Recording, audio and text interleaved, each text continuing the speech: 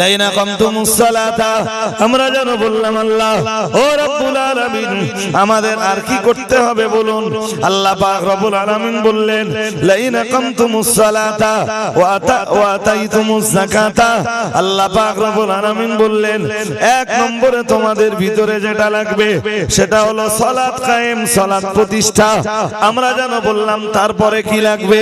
মহান আল্লাহ বললেন ওয়া আতাইতুমুজ যাকাতা, যাদের মাল আছে যাকাত দেওয়া লাগবে। কি দেওয়া লাগবে? এবং বুঝে দেওয়া লাগবে, বুঝে বুঝে হিসাব কষে কষে যাকাত দেওয়া লাগবে। আমি বাড়াচ্ছি না, প্রাসঙ্গিকতা বাড়াচ্ছি না, মারছি না। লাইনা কামতুমুস সালাতা ওয়া আতাইতুমুজ যাকাতা, আমরা যেন বললাম আল্লাহ এরপরে কি করা লাগবে? আল্লাহ পাক রব্বুল আলামিন বললেন ওয়া আসসারতুমু, আল্লাহ পাক রব্বুল আলামিন আবার বললেন ওয়া আমানতুম বিরুসুলি। আল্লাহ পাক রব্বুল আলামিন বললেন আমার প্রেরিত নবী রাসূলদের প্রতি তোমাদের ঈমান আনয়ন করা লাগবে। সুবহানাল্লাহ বলছেন, আমি তো শুনতেই পাচ্ছি না, আর একটু আওয়াজ দিয়ে বলেন। বলুন আল্লাহ আমাদের সঙ্গে থাকবেন, কি কি লাগবে? একে সালাত, দুইয়ে যাকাত, তিনে আল ঈমানু বিল আম্বিয়া, নবীদের প্রতি ঈমান আনা লাগবে। কি লাগবে? কি লাগবে বলবেন তো? নবীদের প্রতি ঈমান আনা লাগবে। আমরা যেন বললাম আল্লাহ আর কি করা লাগবে?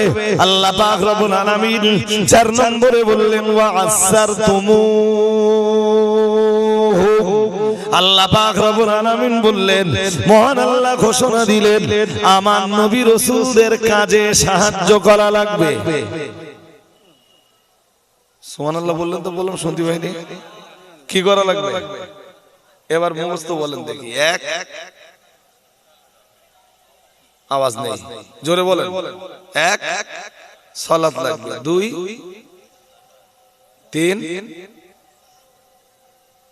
বলে গেছে আল ঈমানু বিল আম্বিয়া, নবী রাসূলদের প্রতি ঈমান লাগবে। চার, ওয়া আসসারতুমুহুম, নবী রাসূলদের কাজে সহযোগিতা করা লাগবে, সাহায্য করা লাগবে। ঠিক এই আয়াতের সূরা মায়েদার 12 নম্বর আয়াতের এই অংশটার তাফসীরে দুনিয়া বরেণ্য মুফাসসিররা বলেছেন আজকে পৃথিবীতে নবী রাসূলরা নেই, তাই নবী রাসূলদের কাজ যারা করবেন তাদেরকে সাহায্য করা লাগবে। আমি বোঝাতে পারছি না, পাচ্ছি? আজকে নবী রাসূল আছে? আছে? নেই তো। মুহাম্মদ সাল্লাল্লাহু আলাইহি ওয়াসাল্লাম 1450 বছর আগে, কম বেশি 1450 বছর আগে তিনি বিদায় নিয়ে কবরের মাটিতে চলে গেছেন। যদিও তিনি হায়াতুন নবী, যদিও কিয়ামত পর্যন্ত তার রিসালাত আর নবুয়তের ধারা চলতেই থাকবে। সুবহানাল্লাহ। আর একটু মন খুলে বলুন, কিন্তু নবিয়ানাই দায়িত্ব যারাই পালন করবেন, জনগণের কাজ হলো, ঈমানদারদের কাজ হলো নবিয়ানা কাজ যারা করছে তাদেরকে সহযোগিতা করা।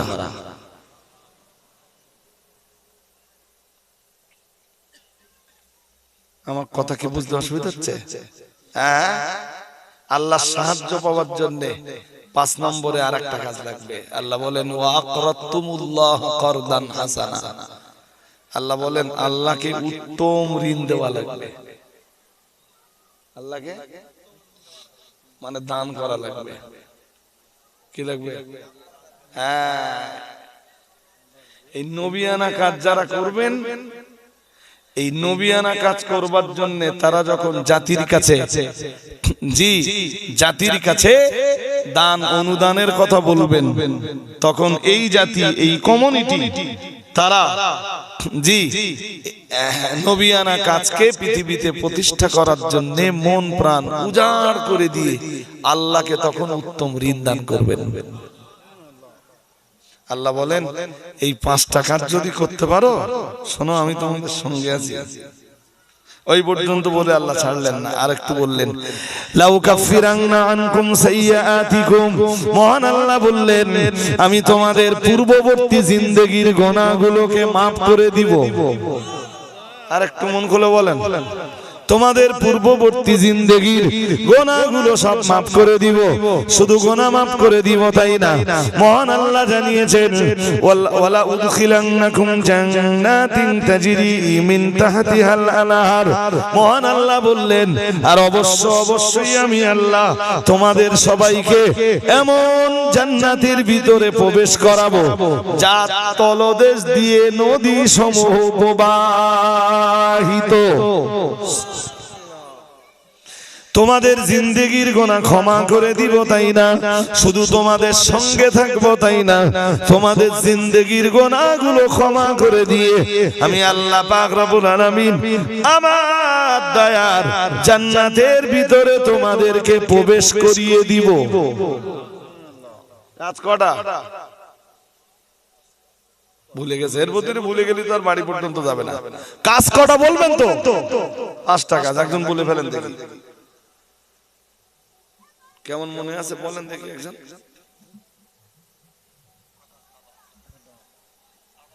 ঠিক করে বলেন কটা কাজ। এর মধ্যে সব গুলিয়ে গেছে। কটা কাজ? 1 সালাতের ইকামত, 2 ইতাউজ যাকাত, 3 আল ঈমানু বিল আম্বিয়া, নবীদের প্রতি ঈমান, 4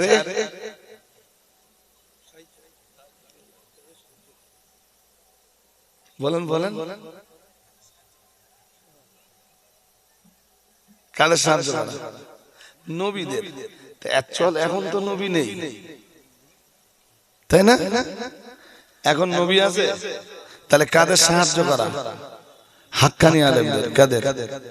হাক্কানি আলেমদের। 4 5 কারদে হাসানা। কারদে কিভাবে সাহায্য করবা তার এক পদ্ধতি হলো আল্লাহকে উত্তম ঋণ দাও। উত্তম ঋণ মানে দান সাদকা করো। কি করো? দান করো। কোরআন তো এই কারজে হাসানার ব্যাপারে সূরা মুজাম্মিলের ভিতরে আছে। আল্লাহ বলেন যারা আল্লাহকে উত্তম ঋণ দেয় আল্লাহর কাছে তাদের জন্য রয়েছে মহা পুরস্কার।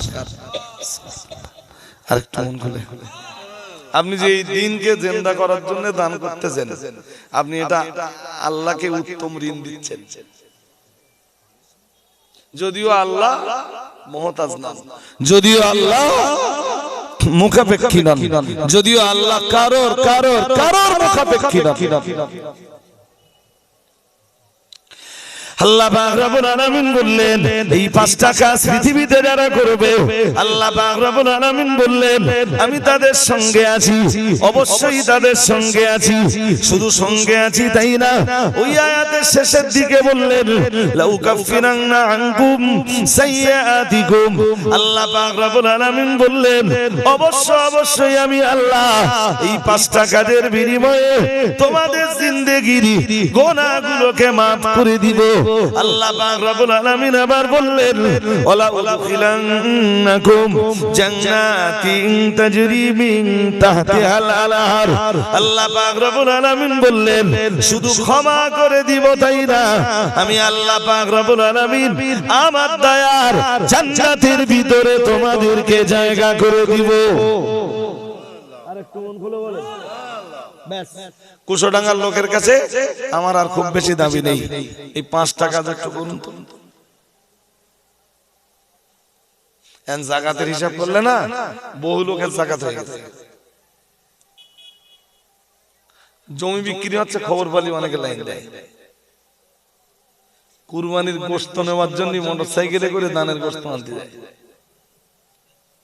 হ্যাঁ না বলে না, কুরবানির সেই গোশত এনে আবার ফ্রিজের মধ্যে রাখে। আমার কথা বুঝিনি, কোরবানি দেয় না বলো কি করে? জমি বিক্রি হলে খবর নাই কত টাকায় বিক্রি হলে। উফ, আমি জানতে পারলি না। নেতুম এই হাসিবুর রহমান সাহেবকে নিয়ে এসো একেবারে, আর লেট করিও না। জি কোরবানির গোশত আসলে আমি অনেকটা লেটে এসেছি তো, লেটে এসেছি মানে অন্য কিছু না ভাই, আমি এসে দাঁড়িয়েছিলাম অনেকক্ষণ আপনাদের এই ফাঁকাটায়। কেন জানেন? শরীরে ব্যালেন্স নেই, স্টেজে উঠতেই আগের তো ভয় হচ্ছে। এই দুদিন গতকাল আর আজকে এরকম হচ্ছে, ব্যালেন্স নেই। এই এখন বসে আছে ঠিক আছে, ফার্স্ট টাইম যেই উঠবো খুব মাথা ঘুরছে, তারপরে একটু পরে আবার স্বাভাবিক হয়ে যাচ্ছে, একটু চলাচল করলে স্বাভাবিক হয়ে যাচ্ছে, আবার গাড়ি থেকে যখন অনেকক্ষণ বসে থেকে যেই গাড়ি থেকে নামছে একটু মাথা ঘুরছে। আজকে 2-3 দিন জ্বর, এতক্ষণ বলিনি আপনাদের। তাই আমি এসছি এখানে 6টা 10-15 হবে ভাড়াটা, প্রায় 40-45 মিনিট ওখানে দাঁড়িয়ে থেকে থেকে। তা আপনাদের যেটুকু সময় দিয়েছি তাও একেবারে কম নয়। চেষ্টা করেছি কোরআন হাদিস দিয়ে দুটো কথা বলার। পরবর্তী বক্তা হাসিবুর রহমান সাহেব তিনি এসে পৌঁছে গেছেন, এসে গেছেন। তিনি এখন ওয়াজ নসিহত করবেন। তো জমি বিক্রি হলে খবর নেই, আবার কোরবানির দানের গোশত আনতে যায় মোটরসাইকেলে। হ্যাঁ না কিছু বলেন না, আছে না আছে না, সেই গোশত রেখে দেয় কোথায়? ফ্রিজে। অথচ কোরবানিটা যে কি করে অজীব হয় না আমার মাথায় তো ঢোকে না।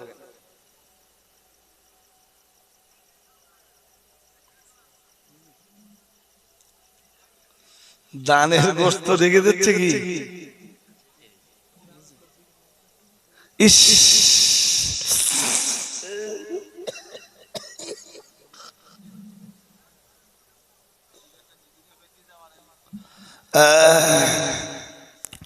আল্লাহ আমাদের সবাইকে বুঝবার মতো ক্ষমতা দান করুন, বলুন আমিন, বলুন না আমিন। চল সবাই যদি কুরবানি দেয় না, গোশতের জন্য আর লোক হবে। আমাদের গ্রামে আমি ছোটবেলায় দেখতাম একটা টাইমে যে মানুষ গোশত নেওয়ার জন্য পাতা পাতা, আমি নিচ্ছকে দেখেছি ওই পাতা পেতে সত্যি সত্যি ভিখারিদের মতো গোশত নিতে। আমি ছোট আমার গ্রামে দেখেছি। আর এখন তো আর পাতা পেতে দিতে হয় না, এখন সিস্টেমটাও অনেক ভদ্র সিস্টেম। কি বলেন? মসজিদ কমিটির দায়িত্বে যারা আছে তারা বলে দেবে যে গোশত সব এক জায়গায় করো, নির্দিষ্ট জায়গা থেকে বন্টন হবে এবং প্রত্যেক পাড়া থেকে লিস্ট হবে যে কারা কারা কোরবানি করিনি। এবার গোশত আসার পরে দেখা গেল 1500 কেজি গোশত জমা হয়েছে। কত? এবারে কত গ্রামের কত মানুষ কুরবানি করিনি, তার মানে যারা যারা কোরবানি করিনি তাদের প্রত্যেকের বাড়িতে কজন করে সদস্য আছে। তো সদস্য হিসাব করতে দেখা গেল টোটাল সদস্য হয়েছে 500। কত ইউনিট মানে মাথার সংখ্যা কত, গোশত কতটা? 1500 কেজি। মাথা পিছু কত হয়? 3 কেজি। এন্ড যার বাড়ি জনা 15 সদস্য, কত? 15 জন সদস্য মানে তার গোশত কত? হ্যাঁ 45 কেজি গোশত যে বাড়ি যাচ্ছে না, আল্লাহ ভালো জানেন যে হয়তো 45 কেজি গোশতের পেঁয়াজ, 45 কেজি গোশত রান্না করতে গেলে অভাবে 4 কেজি সরিষার তেল লাগবে। হ্যাঁ না কিছু বলে না, 4 কেজি সরিষার তেল লাগবে। এর সাথে ওই পরিমাণ মাল মশলা আপনি বলেন ও আর করবে না, মানে কুরবানি করে কি করবে?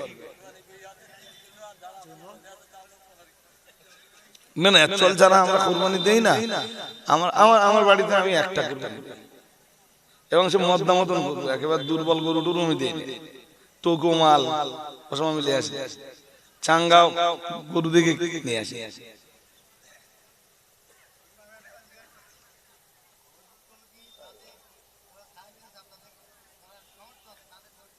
গ্রামে গোলমাল সৃষ্টি হবে, সাহেবের নাসাব তো দেওয়া যাবে না। সে যদি এসে বলে আমি সাহেবের নাসাব না, আল্লাহু আকবার, আমার কথাটা বোঝে নাকি? আপনার চোখে আপনি দেখছেন ও সাহেবের নাসাব, ও এসে বললো আমার মারলেই, আপনি কি করবেন? আদালত সবসময় বিচার করে কিসের উপর?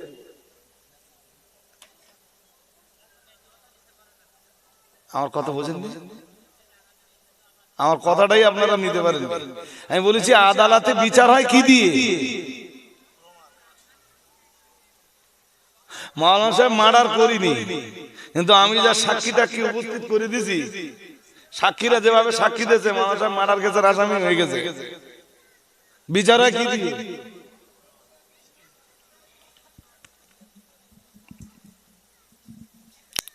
ওই যে একটা কথা বলে দেই আপনাদের, একটু ক্লিয়ার হয়ে যাবে। কোরআনের একটা আয়াত আছে না, হাসাব ওই সূরা তাওবায়, والذين يكنزون الذهب والفضة ولا ينفقونها في سبيل الله فبشرهم بعذاب أليم يوم يحمى عليها في نار جهنم فتكوى بها جباههم وجنوبهم وظهورهم هذا ما كنزتم لأنفسكم فذوقوا ما كنتم تكنزون 10 পারা আছে আয়াত, আপনারা খুঁজে নেবেন। আয়াতের তাফসীর কিছু করছি না, বললে তো অনেক লম্বা আলোচনা হয়ে যায়। শুধু একটা কনসেপশন দিচ্ছি। রাসূলের দরবারে কিছু মানুষ থাকতো যারা খুব গরীব, আয় উপার্জন কিছু ছিল না, ঘর বাড়ি তাদের কিছু ছিল না, আর তাদের ফ্যামিলি ছিল ইসলামের দুশমন। তাদের বাবা মা বা তাদের পৈতৃক ভিটে বা বাড়িতে তাদের ঢুকবার কোনো অনুমতি ছিল না। তারা দরবারে নবাবিতে কাটাতেন, খুব গরিব দুস্থ। ইতিহাসের পাতায় তারা আসহাবুস সুফফা নামে পরিচিত। কি নামে পরিচিত? এই দলের সদস্য ছিলেন হযরত আবু হুরায়রা।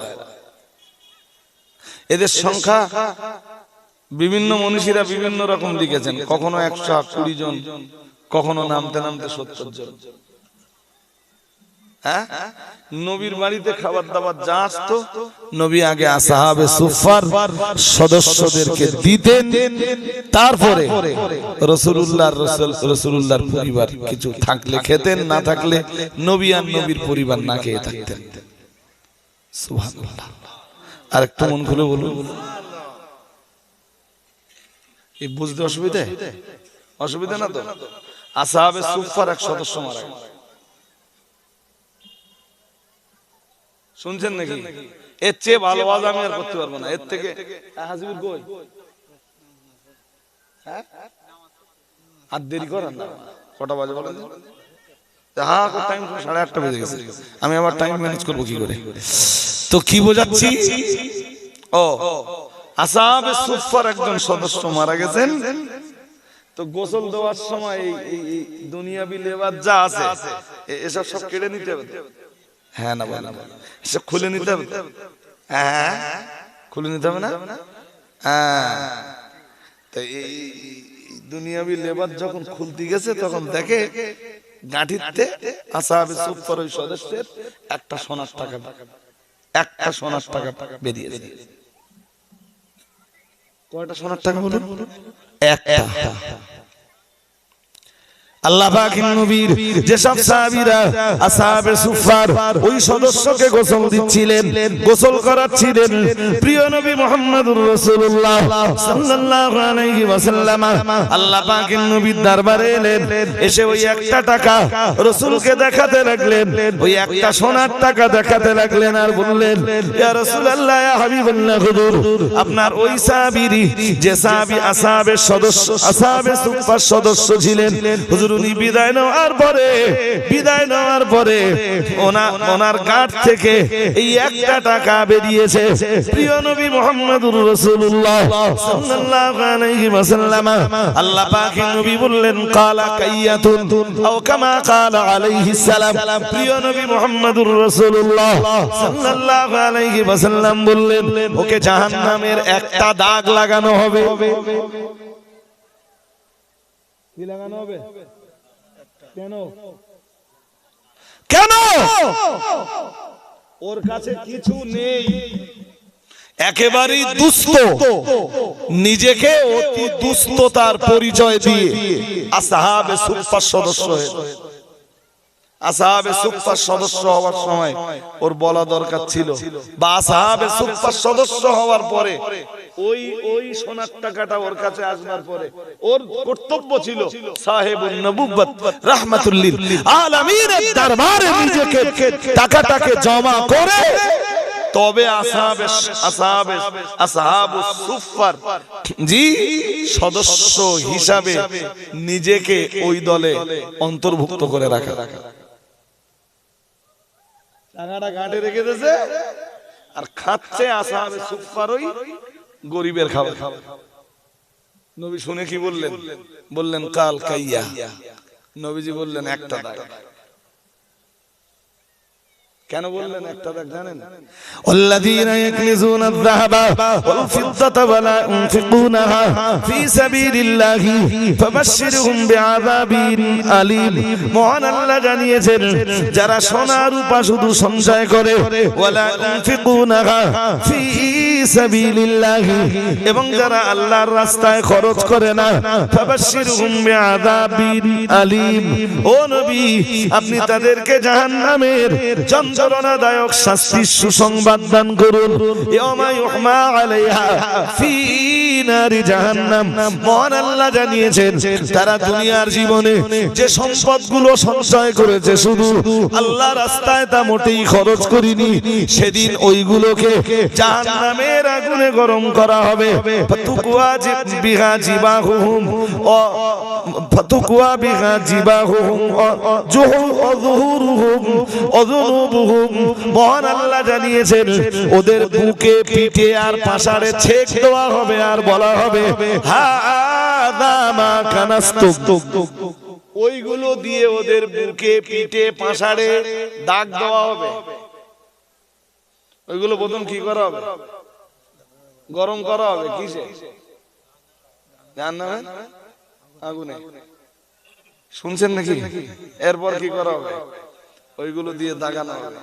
তো ওই যে আসহাবে সুফফার সদস্য ইন্তেকাল করেছেন তার গাঁটে কয় টাকা ছিল? নবীজি বললেন ওইটা গরম করে তার একটা দাগ দেওয়া হবে।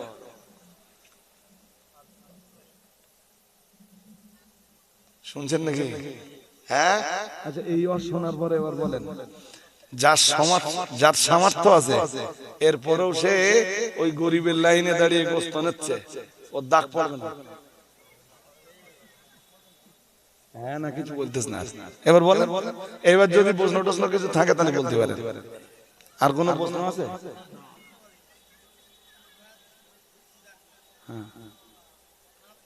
কোনটা? আরে বাবা তা সে তো লিখে দিয়েছে, গরিব হিসাবে নাম লিখে দিয়েছে।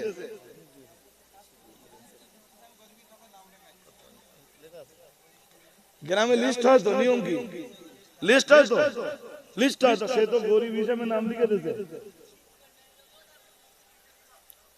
হ্যাঁ কার কি আছে? আমার কি সম্পদ আছে আপনি জানেন? আমার কি সম্পদ আছে একমাত্র আমি জানি। হ্যাঁ না বলেন? আমার বন্ধু হলেও আপনি খবর না রাখতে পারেন আমার ভিতরে। হ্যাঁ এই ভাই ঠিকই বলেছে যে ওই যে সাহাবী এই গাঁটে একটা সোনার টাকা গোজা ছিল, ওটা তো নবী বুঝতে পারতেন, পেরেছিলেন? তাহলে কার কি আছে না আছে আমরা দূর থেকে কিছু আন্দাজ করতে পারবো না। এন্ড সে যেহেতু গরিবের খাতায় নাম লিখে দিয়েছে, তারে না দিয়ে দেখেন গ্রামে পুরো দল হয়ে যাবে। এমনি অকারণে তাই দলবাজি হয়। আর এরকম কারণ যদি ঘটে তো দলবাজি একদম ফরজ। দলবাজি কি ফরজ। আল্লাহ আমাদের সকলকে বুঝবার ক্ষমতা দান করুন। বলুন আমিন, বলুন না আমিন। ত্রুটি বিচ্যুতি বেয়াদবি ক্ষমা করুন, ভাষাগত ত্রুটির জন্য আপনাদের কাছে ক্ষমা চাইবো। কোরআন হাদিস অ্যাপ্লাই করতে যে কোনো ভুল করে ফেললে বা কোনো শব্দ চয়নে ভুল করে ফেললে ক্ষমা আল্লাহর কাছে চাইবো। নিশ্চয়ই ভুল হলে ইন্নাহু কানা তাওয়াবা, ইন্নাহু কানা গাফফারা, নিশ্চয়ই তিনি তওবা কবুলকারী এবং ক্ষমাকারী, তিনি ক্ষমা করবেন। আল্লাহ মঞ্জুর করুন, বলুন আমিন, বলুন আমিন। মোটামুটি আমাদের সব ইসালে সব তো হয়ে গেল, এখন একটা ইসালে সব আর পড়ে আছে। আগামী 26শে ফাল্গুন ফাতেমা মাদ্রাসার বাৎসরিক ইসালে কাল বাদ পড়ছে। ওই বক্তা বলতে মাদিন সাহেব কি বলে, কি বলে, থোড় মশার কলা,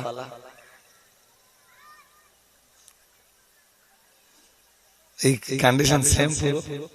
ইনশাআল্লাহ যাবেন, আমি সকাল সকাল উঠে যাবেন। বেশিক্ষণ হয় না ফাতেমা জলসা, বেশিক্ষণ হয় না, সারা রাত করিনি আমি, কোনো বছর করিনি, এবছরও হবে না। 12টা 1টার ভিতরে ক্লোজ। যদি সম্ভব হয় ফাতেমা মাদ্রাসাতুল বানাতে বাৎসরিক ইসালে সওয়াবে আপনারা একটু আসবেন, এই দাবিটা আপনাদের কাছে রেখে। আর যারা খাদিজার সদস্য এখনো হননি, কুশোডাঙ্গায় অনেক সদস্য হয়েছে এবং আপনারা পয়সাও দিয়ে দিয়েছেন, সে পয়সা পৌঁছে গেছে। আসন্ন রমজান মাস যেটুকু দান ধ্যান জামিয়া খাদিজা বা আমাদের অন্যান্য প্রতিষ্ঠানের জন্য করে থাকেন, এটুকু ধারাবাহিকতা আপনারা এই প্রতিষ্ঠানগুলো বাঁচানোর জন্য একটু রেখে দিবেন। আল্লাহ আমাদের এই প্রতিষ্ঠানগুলো আমাদের জন্য নাজাতের ওসিলা বানিয়ে দিন, বলুন আমিন। ওয়া আখিরু দাওয়ানা আনিল হামদুলিল্লাহি রাব্বিল আলামিন। দুরূদ শরীফ। আল্লাহুম্মা সাল্লি আলা, একটু আওয়াজ দিয়ে পড়েন দিন দেখি। ওয়া আলা আলি